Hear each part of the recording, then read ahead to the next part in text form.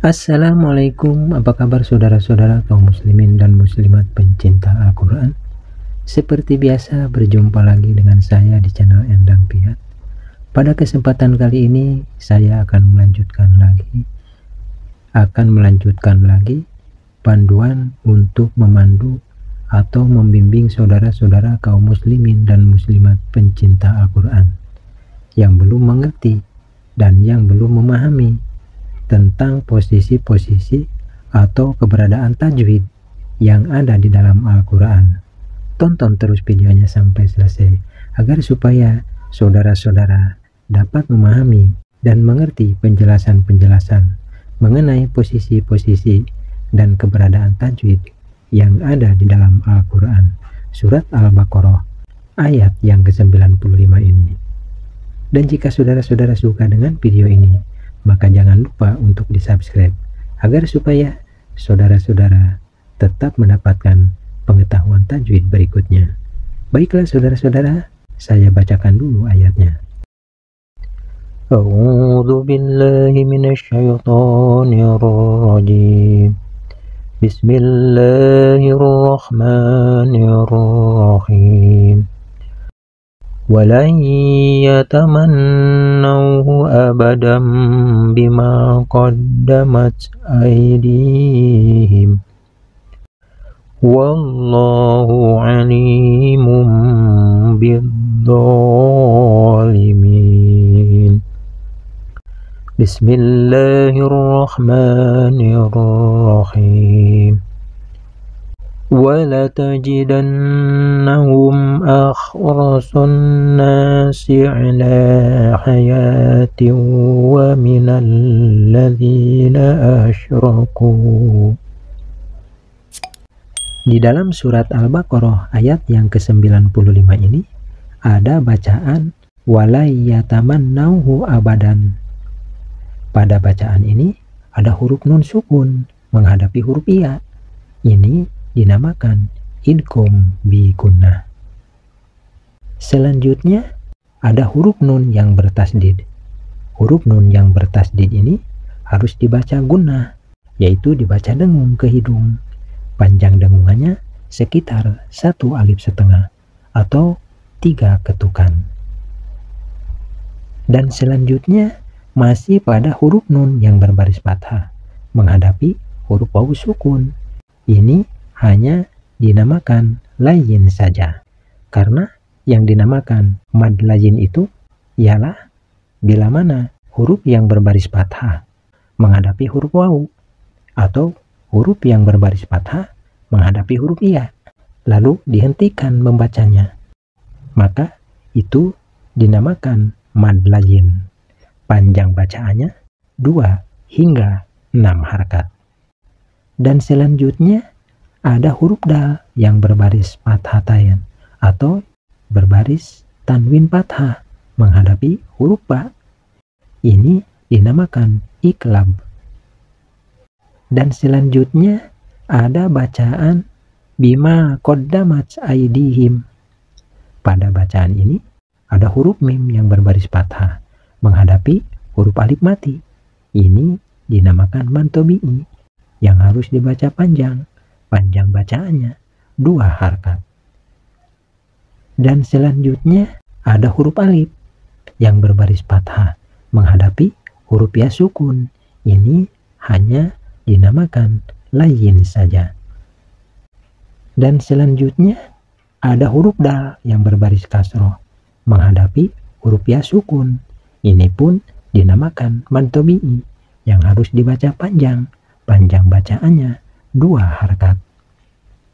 Dan selanjutnya ada huruf mim sukun menghadapi huruf wawu. Menurut hukum mim mati, ini dinamakan idhar syafawi bila disambungkan membacanya. Dan selanjutnya ada tanda wakof. Tanda wakof ini dinamakan wakof aula, artinya lebih utama bila dihentikan membacanya. Dan selanjutnya ada bacaan wallahu alimum bidzalimina. Pada bacaan ini ada kalimat Allah. Kalimat Allah ini harus dibaca tafhim yaitu dibaca tebal, karena kalimat Allah ini didahului oleh huruf yang berbaris fathah, yaitu huruf wawu. Dan pada kalimat Allah ini ada huruf lam yang berbaris fathah berdiri.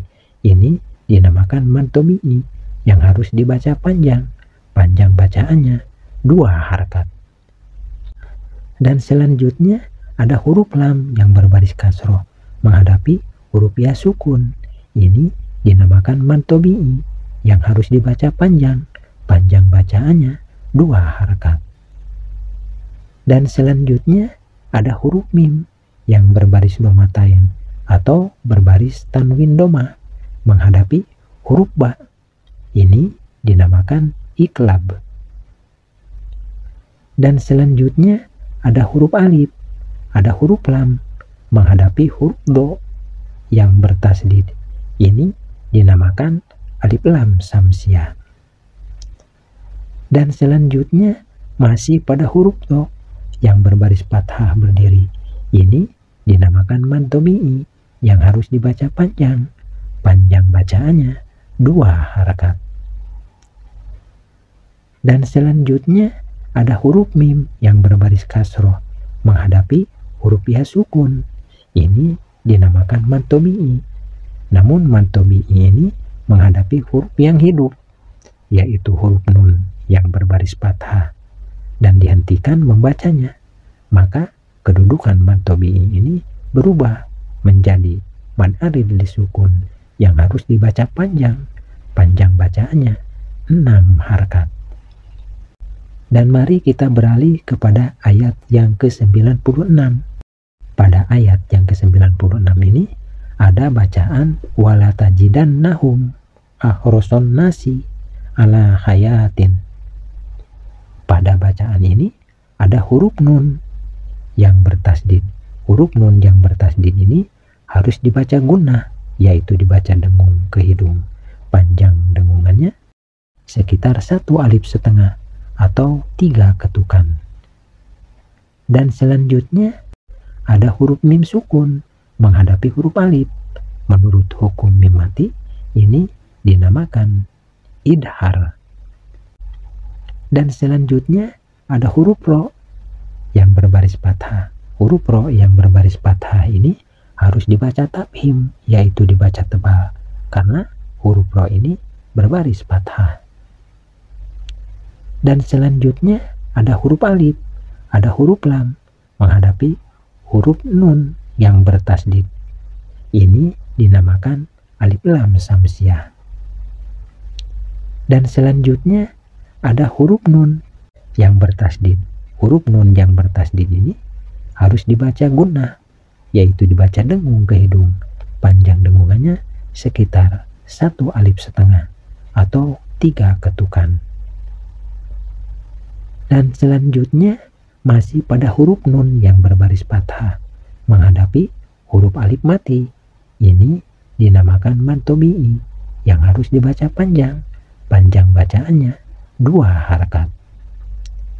Dan selanjutnya ada huruf lam yang berbaris fathah berdiri. Ini dinamakan mad tabi'i yang harus dibaca panjang. Panjang bacaannya 2 harakat. Dan selanjutnya ada huruf ya yang berbaris fathah berdiri. Ini dinamakan mad tabi'i. Namun mad tabi'i ini menghadapi huruf yang hidup, yaitu huruf ta marbutoh yang berbaris kasrotain dan dihentikan membacanya. Maka kedudukan mad tabi'i ini berubah menjadi mad arid li sukun yang harus dibaca panjang. Panjang bacaannya 6 harakat. Namun bila dilanjutkan membacanya pada tanda wakof yang bertitik 3 berikutnya, maka huruf ya yang berbaris fathah berdiri yang ada pada kalimat hayatin kedudukannya menjadi mad tabi'i yang harus dibaca panjang. Panjang bacaannya hanya 2 harakat. Dan selanjutnya ada tanda wakof yang bertitik 3. Tanda wakof yang bertitik 3 ini biasanya selalu bergandengan. Maka cara berhentinya tidak boleh berhenti setiap tanda wakof yang bertitik 3 ini. namun berhentinya harus pada salah satu tanda wakof yang bertitik 3 ini. Dan selanjutnya ada bacaan wa minal ladzina asyraku. Pada bacaan ini ada huruf alif menghadapi huruf lam yang bertasdid. Ini dinamakan alif lam samsiah. Dan selanjutnya ada huruf za atau huruf zal yang berbaris kasroh menghadapi huruf ya sukun. Ini dinamakan mad tabi'i yang harus dibaca panjang. Panjang bacaannya 2 harkat. Dan selanjutnya ada huruf ro yang berbaris fathah. Huruf ro yang berbaris fathah ini harus dibaca tafhim, yaitu dibaca tebal, karena huruf ro ini berbaris fathah. Dan selanjutnya ada huruf kaf yang berbaris doma menghadapi huruf waw sukun. Ini dinamakan mad tabi'i yang harus dibaca panjang. Panjang bacaannya 2 harkat bila disambungkan membacanya. Namun bila dihentikan membacanya karena disebabkan ada tanda wakof yang bertitik 3 ini, hanya dibaca cukup 1 ketukan saja. Baiklah saudara-saudara kaum muslimin dan muslimat pencinta Al-Quran, demikianlah panduan ini. Semoga mudah dipahami. Dan panduan ini saya cukupkan sampai di sini. Dan untuk panduan selanjutnya, insya Allah akan saya lanjutkan pada kesempatan berikutnya. Semoga panduan ini bermanfaat. Akhirul kalam. Wassalamualaikum warahmatullahi wabarakatuh.